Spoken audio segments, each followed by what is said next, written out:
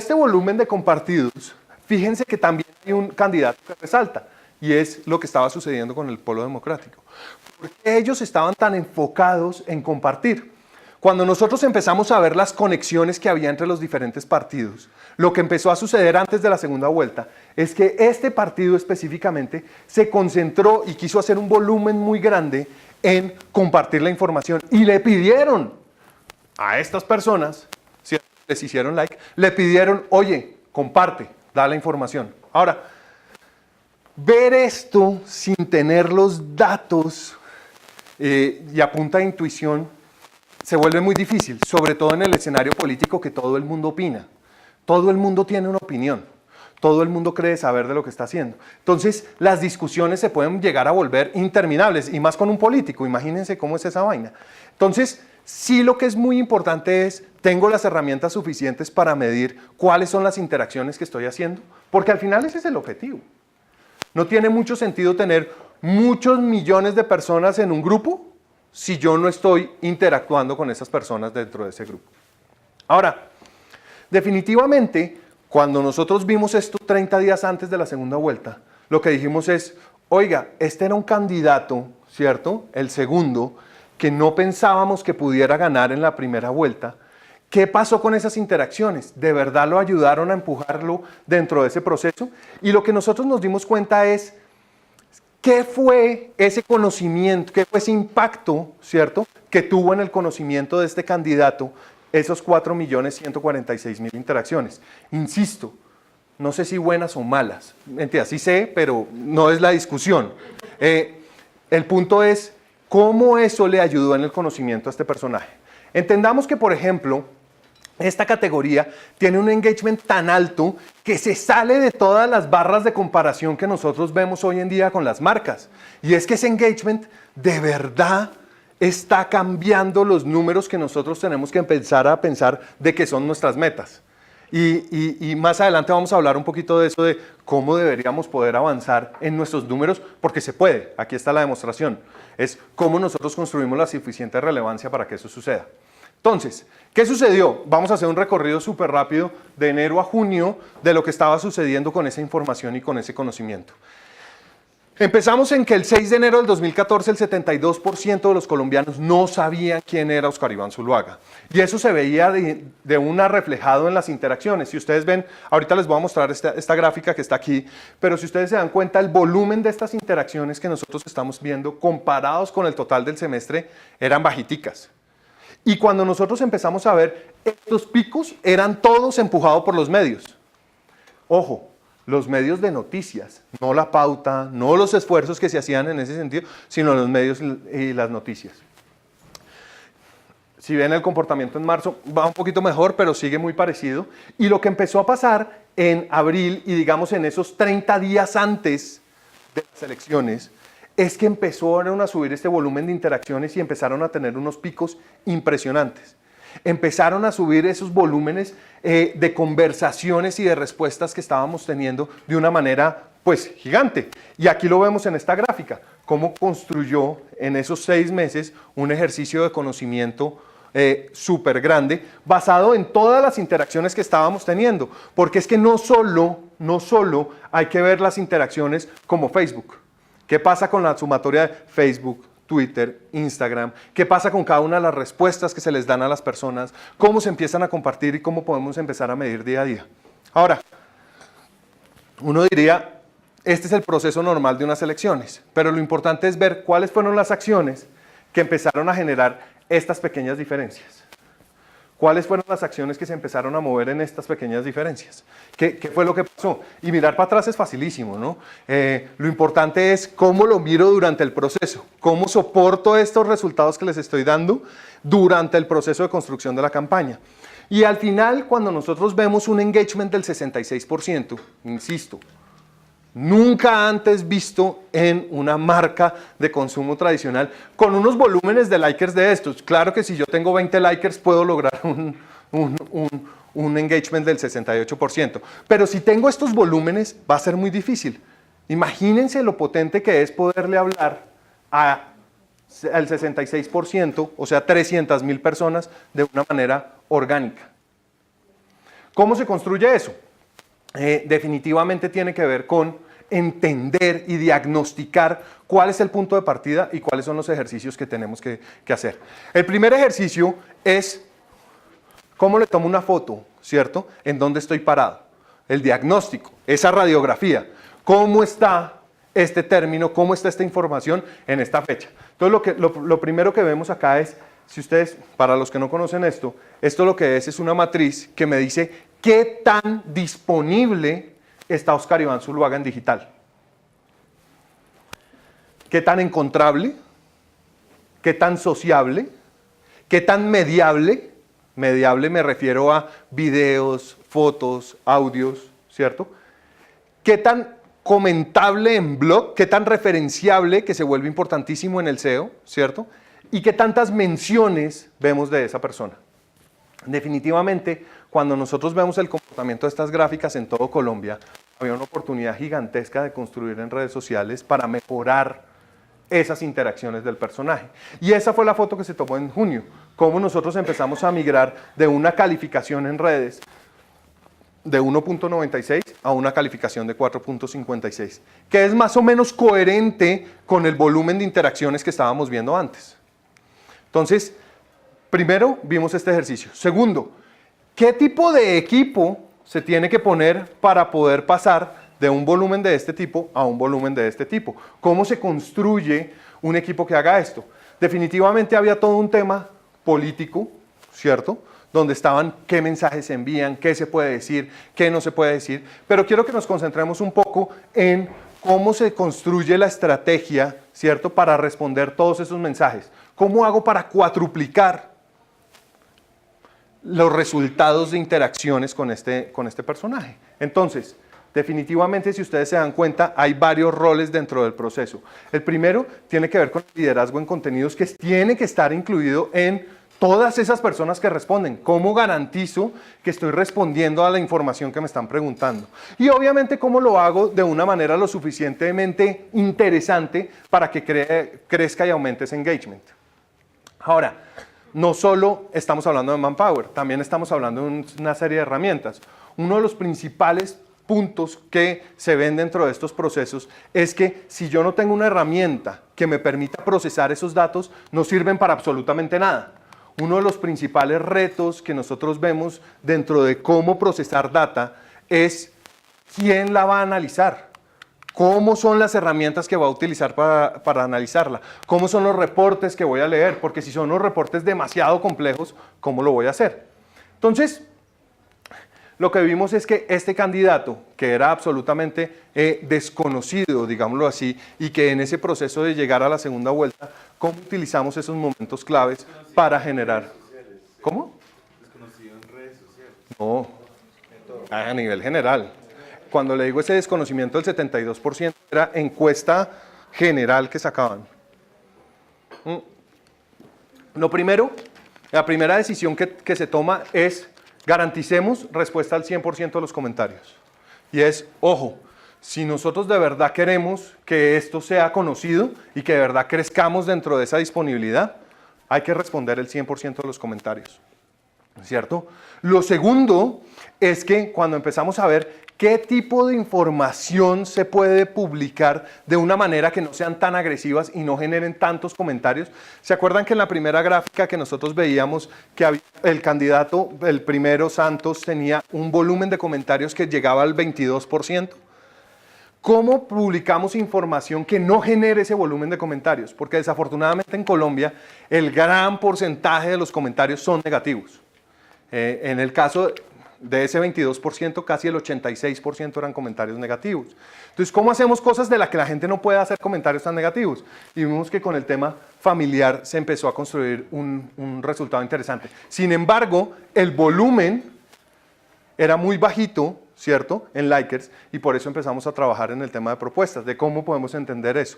Pero aquí pasó un hito interesante, y es, si las personas quieren hablar, ¿cómo hacemos para controlar, ¿cierto?, de una manera eficiente esos comentarios y esas conversaciones que las personas están haciendo? Y ahí es donde se empieza a desarrollar este tipo de hashtags y este tipo de comunicación, donde todas esas personas que estaban interactuando y que estaban dando like, queríamos que hablaran, pero no en los comentarios, por lo que ya les había dicho. Habíamos analizado que los volúmenes de comentarios eran supremamente negativos. Entonces, ¿cómo se puede desarrollar un modelo donde los posts sean de alguna manera controlados? Y por último, ¿cómo se le da a las personas la herramienta tecnológica para que hacer y postear esta información sea lo suficientemente eficiente para que en el último lugar nos den la evidencia? ¿Qué fue lo que empezó a pasar? Esta etapa nos solidificó las interacciones, ¿cierto? Y nos ayudó a identificar que ese patrón, ¿cierto?, de publicaciones debería estar orientado hacia la participación de esos likers que eran realmente quienes nos interesaban. Ahora, ¿cómo podíamos sacarle el jugo a la información? Por allá, acuérdense que esto por aquí es enero, febrero, finales de enero, se creó un formulario donde estábamos preguntándole la información a la gente.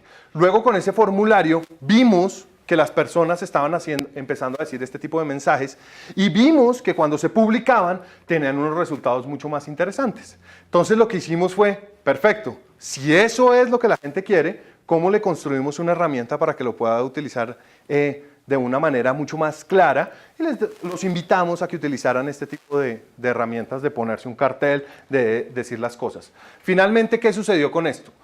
14 posts generaron más de 90,000 likes y más de 120,000 interacciones. Si ustedes miran y analizan este número de 14, 90,000, 120,000, definitivamente es uno de los números con mayor engagement que nosotros hemos visto en cualquier campaña que hayamos hecho. ¿Cómo hace uno para tomar decisiones basados en datos que le generen estos volúmenes de likes y de interacciones? Definitivamente tiene que ver con la construcción de un análisis basado en los datos. No es fortuito que se hagan este tipo de cosas. Ahora, yo les hago una pregunta. ¿El instinto nos hubiera podido llevar allá? ¿El instinto nos hubiera podido llevar a decir, voy a hacer 14 posts que me van a generar 90,000 likes? Jamás, porque el instinto hubiera esperado una cosa súper creativa, el instinto hubiera esperado un avión cayendo, explotando con la luna, no sé cómo. Entonces sí es muy importante nosotros entender que no solamente las interacciones se construyen a través, y como dicen, hace poco he estado con los directivos, por ejemplo, de Facebook, y ellos dicen, oiga, no, es que si usted no hace campañas que tengan un engagement súper potente, súper creativo, no le va a llegar a tanta gente. Y yo digo, ok, está bien, me gusta el mensaje, pero ¿qué tal si lo hacemos basados en datos? Porque es que no todos los días vamos a producir la idea súper famosa que le dé vuelta al mundo en likes. Y eso es importante entenderlo porque es que si así fuera nuestra labor sería súper sencilla. Entonces, ¿cómo se puede hacer este ejercicio? Ahora, ahí tenía más cositos de este. Ahora, los datos sí nos permiten entender cuánto es bueno y cuánto no es bueno. Yo les hago una pregunta. Después de ver una campaña de 14 posts con 90,000 likes, ¿una campaña con un post que tenga 100 likes es bueno?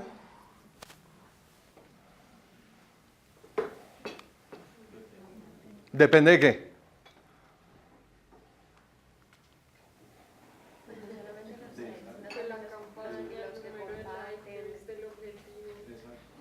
Yo no creo que sea un problema de objetivo, porque al final del día yo creo que tiene que ver mucho más con el target al que nosotros le estamos hablando. Sin embargo, en la era de la ultrasegmentación en la que estamos hoy en día, pues ya esos ejercicios ultrasegmentados, cuando somos marcas de consumo masivo, pues el impacto, pues sí, puede que para los objetivos de la campaña sean súper chéveres. Oiga, tenía 1,000 personas en mi comunidad. Y de esas 1,000 personas están hablando 200. Tengo un engagement del 20%, pues súper chévere. Pero es que 200 para lo que ustedes hacen todos los días de vender productos de consumo es demasiado poco. Y ahí sí nosotros tenemos que entender, oiga, si Facebook, por ejemplo, y perdónenme que hable tanto de Facebook, pero es que es como lo más familiar que nosotros tenemos en este momento. Señor. Quiero un poquito, depende del target. Finalmente, si yo le llego a 84,000 personas, a 1 millón de personas, a 3 millones, 47 millones de personas que tenemos en Colombia, pero ninguno de ellos ni va a poder comprar, ni es relevante la marca para ellos. Entonces yo sí prefiero 200 personas que me van a mover la caja registradora que llegarle a 1 millón de personas que para ellos es irrelevante la que les estoy transmitiendo. Entonces digamos que OAT es ¿cómo se llama? Hay que revisar caso a caso, pero para mí no necesariamente es tan diciente eso. Y pasa con Milo, tenemos casi 1 millón de fans, pero del 1 millón de fans no nos interesa casi que el 70% de ese 1 millón de fans, entonces no necesariamente es tan cierto. Digamos que hoy en día, y pues para no entrar en el debate que además me parece chévere, pero hoy en día fíjese lo que está sucediendo, y es que compañías como Facebook están cambiando su modelo de venta, en donde ya no te están ofreciendo puro engagement y click como te vendían antes, y te están empezando a vender hoy alcance y frecuencia. Y te están diciendo, ¿sabes qué?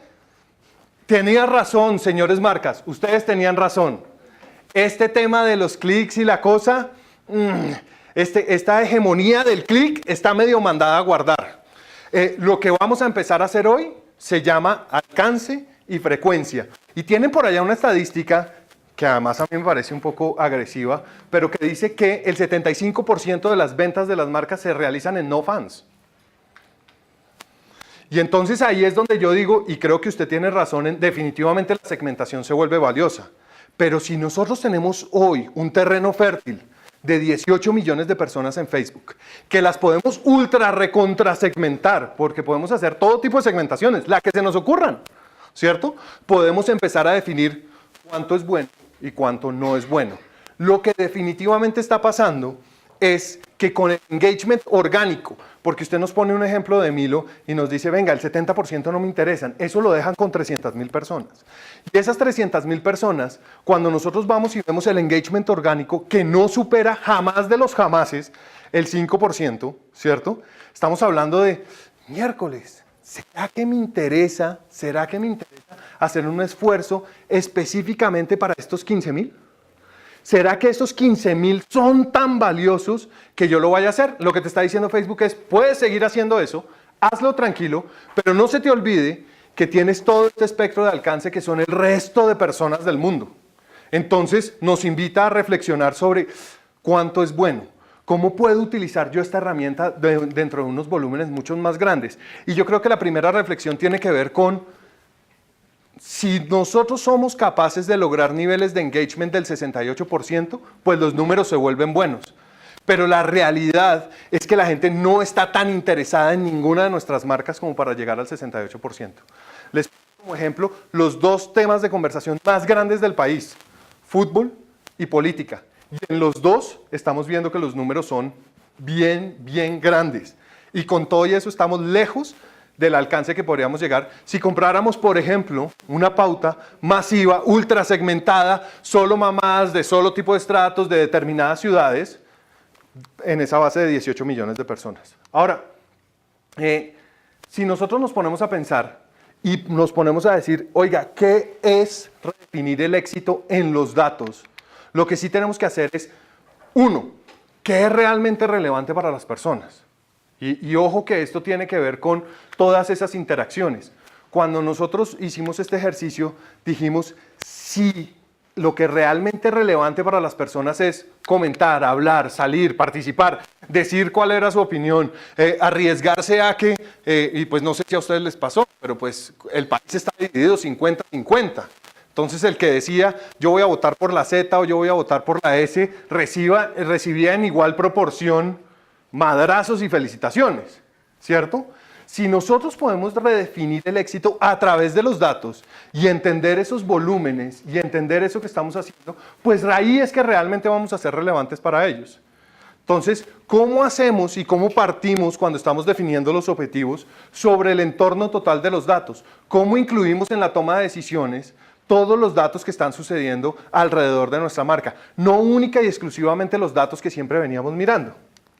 Ahora, una cosa que aprendimos y que me parece importante que ustedes vean dentro de este proceso de analizar los datos es que el secreto para encontrar el éxito en este proceso de análisis de datos definitivamente tiene que ver con esto y tiene que ver con el ritmo.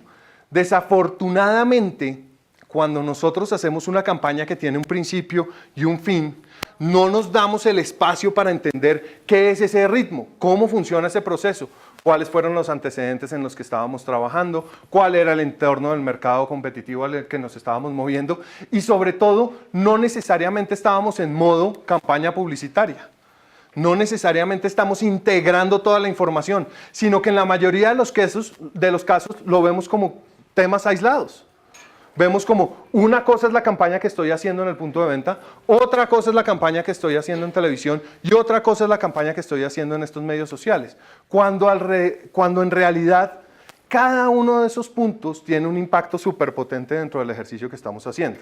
Ahora, este ejercicio constante, y ahí es donde nosotros tenemos que empezar a ver que este tema de los datos no lo podemos perder y puede que haya respuestas que hoy no tengamos, puede que hoy haya información que nosotros no sepamos, pero si no la empezamos a almacenar, si no la empezamos a analizar desde hoy, pues no vamos a poder hacer un ejercicio constante.